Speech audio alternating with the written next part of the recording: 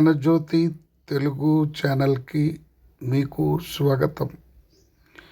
ఈనాటి ఈ విషయాన్ని ఈ ఛానల్ ద్వారా మీకు తెలియజేస్తున్నాను. అందరూ సబ్స్క్రైబ్ చేసి లైక్ చేసి షేర్ చేసి కామెంట్ చేస్తారని మనసారి కోరుకుంటూ, బడికి పోవడం మొదలయ్యాక తెలిసింది ఆటల విలువ.